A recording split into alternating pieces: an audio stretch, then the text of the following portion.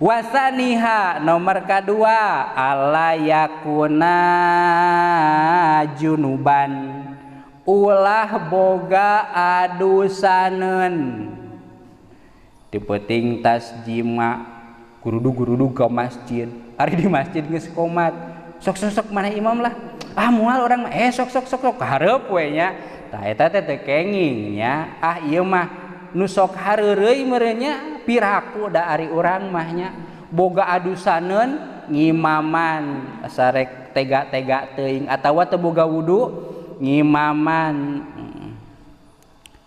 ulah anu boga hadas berarti mun wudu teh mah batal ulah nu boga adusaneun naon we anu nyebabkeunana mah wasalisuha nomor katiluna alla yakuna ala saubihi au badanihi najasatun ghairu ma'fuwin anha nomor katilu keur si imam anu rek ngimaman ulah kabuktian dina bajuna teh atawa dina awakna teh aya najis anu teu dihampura dina salat sapertikeun kumaha aya bangke sireum kan eta mah bangke nya geus dihukuman sarua jeung najis atawa aya naon ari tai kotok mah pija jauheun nya tai cak-cak baseuh atunya da di urang mah loba naon loba cak-cak, loba toke ngecelak ya tai cak-cak teh ka dieu disintrek ku urang teh kalah penyet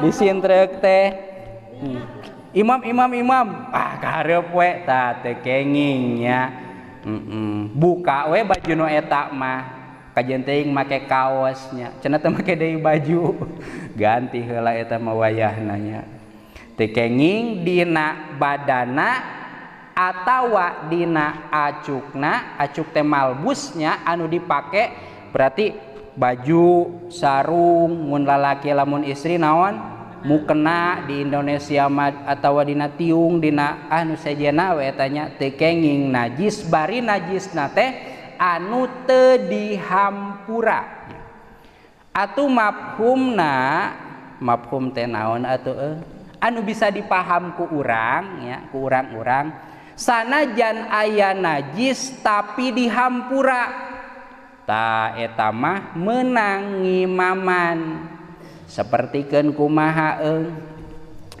aya barentus di dieu teh gidi-gidi geus rek ngimaman ka hareupnya keun ieu mah dibaturnya di urang mah moal terjadi da gidi-gidi ka hareupnya aya barentus pocel ku urang teh bijil ieu naon getih ngan peda getih teh ceuk kabiasaan ieu getih teh saeutik nya ngitung saeutik jeung lobana eta teh ku urup ari urup teh kabiasaan lamun ceuk urang saeutik nya saeutik lamun ceuk urang loba nya loba jadi teu meunang berarti ieu mah saeutik satotol tah maka eta mah dihampura nya ngan ari urang mah aya getih ge pasti jaga-jaga oh ieu teh da apal urangnya nu kieu teh naon najis ngan pedah urang mah paling ge kurang paham mana najis nu dihampura mana najis anu henteu dihampura engke aya bahasanana dipayun sakedap deui antara nu dihampura dina salat ngan teu dihampura dina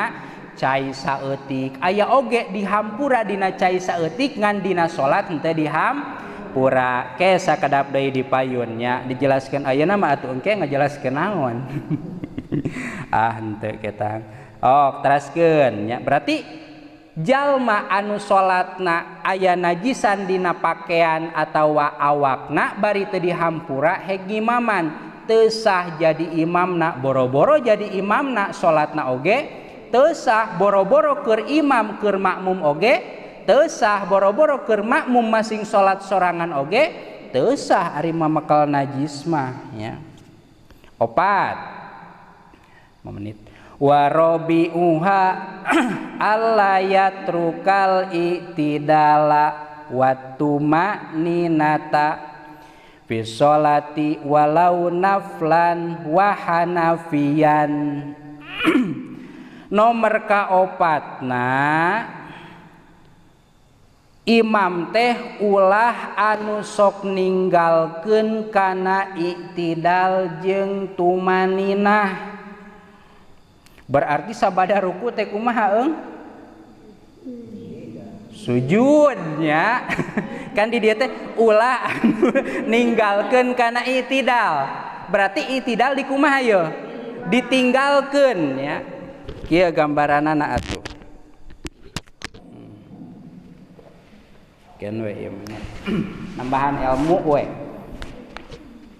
Kan ari iktidal teh balikna gerakan tina gerakan samemehna nya. Lamun memeh ruku teh nangtung ieu nya. Heg ruku berarti iktidal teh nangtung kieu nya. Lamun keur nangtungna dongko sakieu nya da bongko ruku berarti iktidal teh nepi kana dongko. Pokona mah kembali deui kana gerakan samemehna ta eta teh gerakan naon? Iktidal. Ari salatna teh nangtung duka gancang duka kumaha nya. Allahu akbar. Sami Allahu liman hamidah. Encan nepi ka luhur ieu. Sami Allahu liman hamidah. Allah ta kahanap langsung henteu aya ancek heula. Tah. Lamun nyeri cakeng pasti timimitina ge kieu. Cenah ari tadi kuat, ari ayeuna teu kuat ngan sakieu. Eta mah aya deui masalahna naon? Udzur. Kan ari kira-kira sami Allahu liman hamidah. Ari masih kena kuat mah ya, tepikeun. Kan lamun sama sakali teu kuat, tah eta teh teu kenging nya. Intina keur nu jadi makmum ulah hayoh wae nuturkeun imam nu mana? Nu eta tapi misah ti imam. Ngaranna naon? Muparokoh nya. Ari muparokoh teh misah ti imam henteu nuturkeun deui ka imam. Muparakah di urang. Atawa imam nate ninggalkeun tumaninah. Kan ari tumaninah teh pangsa kedapna teh saukuran maca naon? Subhanallah. Ngan subhanallah gancang jeung launa tergantung bacaan anu sejena. Berarti lamun bismillahirrahmanirrahim alhamdulillahirabbil alamin. Berarti maca subhanallah ya kumaha? Subhanallah, subhanallah, subhanallah. Tah sakitu berarti nya subhanallah. Ngan ieu mah ari bacaan laun ari pas tumaninah jadi gancang. Tah eta disebut teu tumaninah. Atawa lamun zaman ayeuna mah aya salat naon anu dina video nih sok ningali Allahu akbar Allahu akbar Allahu akbar Allahu akbar. Takan eta secara zahir sok ningali tara. Nah, aya nosok aya tara. Kan eta secara zahir teu aya naonan. Teu aya tumaninahan boro-boro maca subhanallah anu diganjangkeun subhanallah subhanallah subhanallah lain subhanallah eta mah nya. Tah eta oge kemungkinan besar teu aya tumaninahan. Maka lamun aya nu ngimaman kitu Allahu akbar Allahu akbar Allahu akbar Allahu akbar eueuh jeda eueuh pemisah saeutik-eutik acan. Maka lamun nepikakeun aya imam sapertikeun kitu ku urang pisahan ulah nuturkeun eta. Ah alus cenah ieu mah tarawihna gancang 5 menit beres teu kenging nya. Pisolati walau naplan sanajan dina salat sunat sapertikeun salat naon? Taraweh di urang anu biasa gancang mah salat naon? Salat taraweh da ari Idul Fitri mah tara naon? Tara gancang. Bahkan sok naon? Sok anca eta mah jiga jumaahan.